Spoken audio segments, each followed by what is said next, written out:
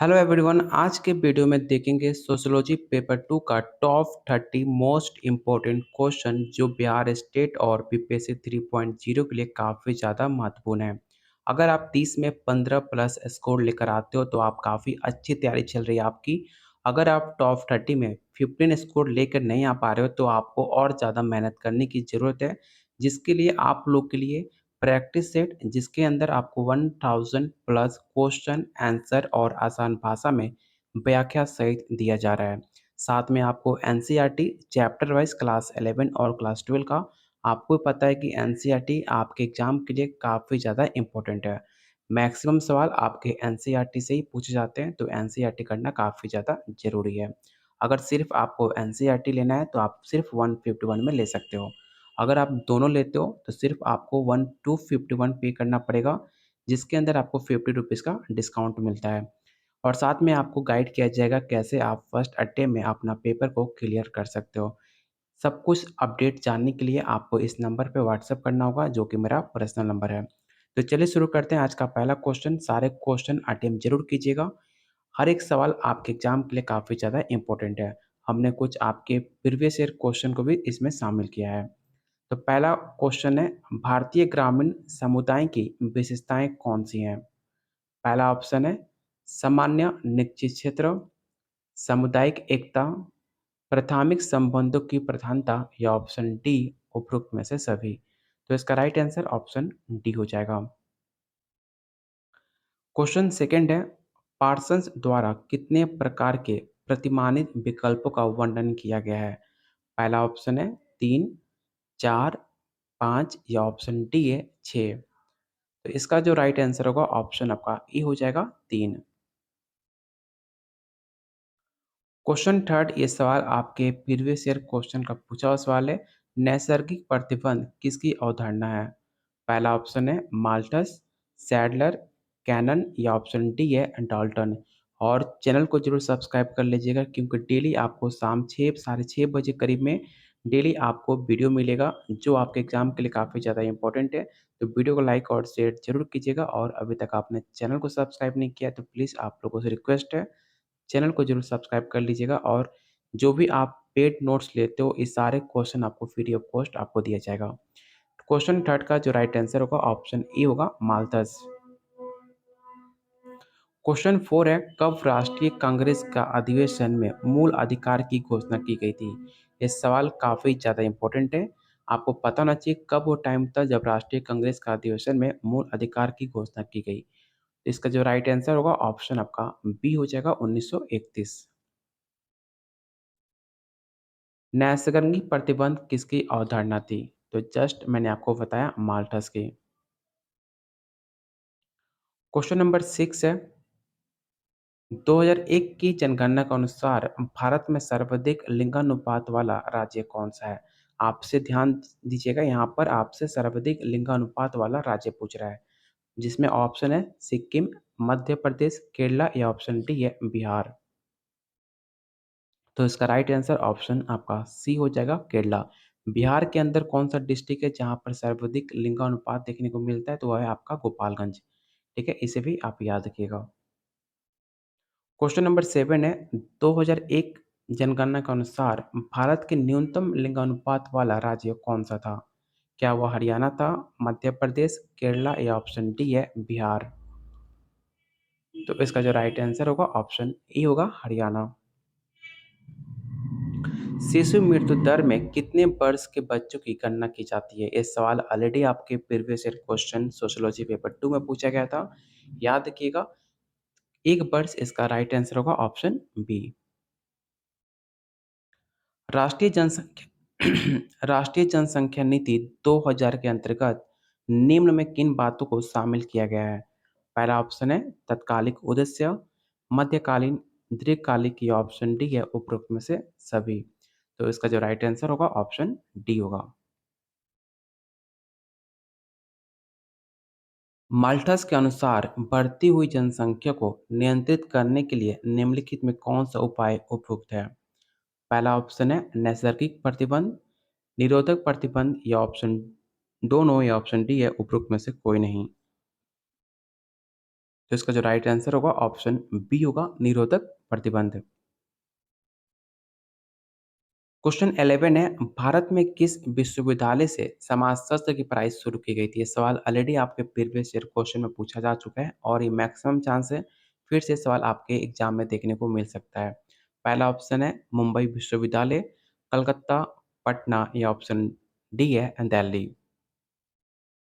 तो इसका जो राइट आंसर होगा ऑप्शन ए हो जाएगा, बम्बई विश्वविद्यालय में सबसे पहली बार आपके समाजशास्त्र की पढ़ाई शुरू की गई थी। इसे याद रखिएगा, ये सवाल काफ़ी इंपॉर्टेंट है। समाजशास्त्र की उत्पत्ति किन भाषाओं से हुई है? मैंने कई बार आपको बता चुका हूँ, समाजशास्त्र की जो भाषा है, वो लैटिन और ग्रीक भाषा से ली गई है। निम्नलिखित में किसको नगरीकरण बढ़ावा देती है? पहला ऑप्शन है गुमनामिता, भीड़, प्रदूषण या ऑप्शन डी है उपरोक्त में से सभी। तो याद रखिएगा, इसका जो राइट आंसर होगा ऑप्शन डी होगा, क्योंकि तीनों ऑप्शन आपके तीनों रीजन है नगरीकरण का बढ़ावा देने के पीछे। क्वेश्चन 14 है, निम्न में कौन भारत का सबसे अधिक नगरीकृत राज्य है? ये सवाल काफ़ी इंपॉर्टेंट और काफ़ी आसान क्वेश्चन है। आपको पता होगा पश्चिम बंगाल। ऑप्शन ए आपका राइट आंसर होगा। क्वेश्चन 15 है, शहरीकरण का लक्षण क्या है? पहला ऑप्शन है व्यापार में विकास, एक शहर के चारों ओर केंद्रों का विकास, ग्रामीण से शहरी परिवर्तन या ऑप्शन डी है उपरोक्त में से सभी। तो इसका जो राइट आंसर होगा ऑप्शन डी होगा, उपरोक्त में से सभी। क्वेश्चन नंबर 16 है, धर्मनिरपेक्षता का क्या अर्थ है? आपको पता होगा धर्मनिरपेक्ष किसके कहते हैं, इसका मतलब क्या होता है आपको पता होना चाहिए। पहला ऑप्शन है विभिन्न धर्मों के सह-अस्तित्व, अन्य धर्मों के प्रति श्रद्धा, राज्य का अपना कोई धर्म ना होना या option D all of this. तो इसका राइट आंसर ऑप्शन डी होगा, ऑल ऑफ दिस। 2001 की जनगणना के अनुसार भारत में प्रति हजार पुरुष पर स्त्रियों की संख्या कितनी थी? ये सवाल आपके एग्जाम में हमेशा पूछे जाते हैं, तो इसे याद रखना। 933 आपके हजार पुरुष पे 933 आपकी महिलाएं थी। 2001 के अनुसार आपसे पूछा जा रहा है, इसे भी याद रखिएगा। 1931 में भारतीय राष्ट्रीय कांग्रेस का अधिवेशन किस स्थान पर हुआ था? तो आपने काफ़ी बार आपने हिस्ट्री क्लास 8 में पढ़ा होगा कि 1931 में जो भारतीय राष्ट्रीय कांग्रेस थी, उसका अधिवेशन आपको कराची में हुआ था, जो आपके पाकिस्तान के अंदर देखने को मिलता है। सामुदायिक पहचान क्या होती है? पहला ऑप्शन है अर्जित, दूसरा ऑप्शन है प्रदत्त, अर्जित और प्रदत्त दोनों या ऑप्शन डी इनमें से कोई नहीं। तो इसका जो राइट आंसर होगा ऑप्शन बी होगा, प्रदत्त। अगला क्वेश्चन आपके प्रीवियस ईयर क्वेश्चन का पूछा हुआ सवाल है, निम्न में किसने ग्रामीण नगरीय सातत्य की अवधारणा में विकास में योगदान दिया है? पहला ऑप्शन है H C Dube, option B है सोरोकिन या ऑप्शन सी रेडफील्ड या ऑप्शन डी है कॉम्टे। तो इसका जो राइट आंसर होगा ऑप्शन सी होगा, रेडफील्ड। क्वेश्चन नंबर 21 है, भारत में परिवार नियोजन कार्यक्रम कब शुरू किया गया था? 1948 में, 1950, 1952 या ऑप्शन डी है 1954। तो याद रखिएगा 1952 को टाइम था जब भारत में परिवार नियोजन कार्यक्रम शुरू किया गया था। स्त्रियों का सबसे अधिक प्रतिशत किस राज्य में देखने को मिलता है? क्या वो बिहार है, पश्चिम बंगाल, उत्तर प्रदेश या ऑप्शन डी है केरला? तो याद रखिएगा सबसे ज़्यादा स्त्रियों की संख्या आपको पश्चिम बंगाल में देखने को मिलती है। मानव समाज एवं संस्कृति का इतिहास कहाँ से शुरू होता है? गाँव से, शहर से, नगर से या ऑप्शन डी इनमें से कोई नहीं। तो काफ़ी आसान क्वेश्चन है, आपको पता होगा कि गाँव से आपके समाज और संस्कृति का विकसित माना जाता है। भारतीय समाज का इतिहास कितने वर्षों की अवधि का है? ये सवाल ऑलरेडी आपके प्रीवियस ईयर क्वेश्चन में पूछा गया था। तो याद रखिएगा इसका जो राइट आंसर होगा ऑप्शन सी 4000 वर्ष पूर्व।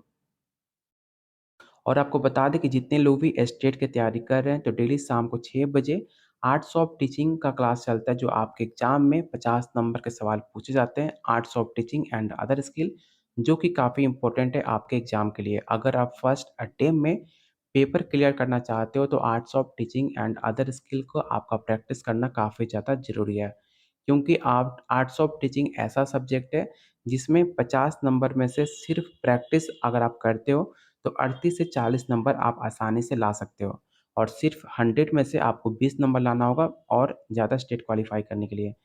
तो आर्ट्स ऑफ टीचिंग का क्लास देखना बिल्कुल मत भूलिएगा। डेली शाम 6 बजे इसी चैनल पे आपको क्लास मिलेगा और अभी तक हमने उसमें 30 प्रीवियस ईयर क्वेश्चन और अभी तक बहुत सारे क्वेश्चन प्रैक्टिस कर लिए, वो सब वीडियो आप देख सकते हो। तो इसका जो राइट आंसर होगा क्या? तो ऑप्शन सी होगा, 4000 वर्ष पूर्व। इनमें से कौन-सी विशेषता गाँव की नहीं है? तो काफ़ी आसान क्वेश्चन है। आपको पता होगा रूढ़िवादिता। रूढ़िवादिता आपको गाँव में देखने को नहीं मिलती है। इसका जो राइट आंसर होगा ऑप्शन डी होगा, रूढ़िवादिता। क्वेश्चन 26, इनमें से जनसंख्या वृद्धि का परिणाम कौन-सा नहीं है? पहला ऑप्शन है खाद्य समस्या, आवास की समस्या, रोजगार का समस्या या ऑप्शन डी है ठंडे मौसम में सर्दी लगना। तो ठंडे मौसम में सर्दी लगना, इसके लिए जनसंख्या से कोई मतलब नहीं है। ठीक है? ठंडा से और जनसंख्या में कोई दूर-दूर तक लेना-देना नहीं है। तो इसका राइट आंसर ऑप्शन डी होगा। क्वेश्चन 27 है, उपनिवेशवाद किस सोच का प्रतिफल है? उपनिवेशवाद किस सोच का प्रतिफल है, आपको बताना है। क्या वह साम्राज्यवाद है, समाजवाद, मानवतावाद या ऑप्शन डी है अंतर्राष्ट्रीयवाद? तो इसका जो राइट आंसर होगा ऑप्शन ई हो जाएगा, साम्राज्यवाद। क्वेश्चन 28, भारत में ब्रिटिश उपनिवेशवाद की स्थापना और इसका विस्तार में कौन सहायक था? ये सवाल काफ़ी इम्पोर्टेंट है। प्रेजेंट में सवाल आपके यूपी में पूछा गया था, तो ये सवाल याद रखिएगा। इसका जो राइट आंसर होगा ऑप्शन डी होगा। उपरोक्त में से सभी, ये तीनों को तीनों आपके उपनिवेशवाद की स्थापना में और इसके विस्तार करने में इन तीनों का हाथ था। तो इसका राइट आंसर ऑप्शन डी होगा। क्वेश्चन 29 है, डेमोग्राफी शब्द का प्रयोग सबसे पहले किस विद्वान ने किया था? ये सवाल मोस्ट इंपॉर्टेंट है, याद रखिएगा। डेमोग्राफी शब्द का पहली बार इस्तेमाल आपके लेविस ने किया था। और आज का लास्ट और मोस्ट इम्पोर्टेंट क्वेश्चन आपको बताना है कि ग्रामीण क्षेत्रों का नगरीय क्षेत्रों में परिवर्तित होने की प्रक्रिया नगरीकरण कहते हैं। ये किसका कथन है? आपको पता होना चाहिए। स्टेटमेंट से आपके प्रीवियस ईयर क्वेश्चन में 5 से 6 सवाल पूछे गए थे, जो कि ये स्टेटमेंट काफ़ी ज़्यादा इम्पोर्टेंट है। ये स्टेटमेंट आपको ई.एफ. वर्गीस द्वारा दी गई थी, आप इसे याद रखिएगा, जो कि काफ़ी इम्पोर्टेंट है आपके एग्ज़ाम के लिए। तो ये रहा आज का top 30 MCQ question sociology paper 2 का, जो आपके एग्ज़ाम के लिए काफ़ी ज़्यादा इम्पोर्टेंट है। उम्मीद करता हूँ ये वीडियो काफ़ी पसंद आई होगी, तो प्लीज़ वीडियो को लाइक और शेयर करके हमें मोटिवेट करते हैं, जैसे कि आप लोग के लिए डेली ऐसे ही टॉप 30 एमसीक्यू कराया जा सके, जो आपके पेपर में डायरेक्ट देखने को मिले।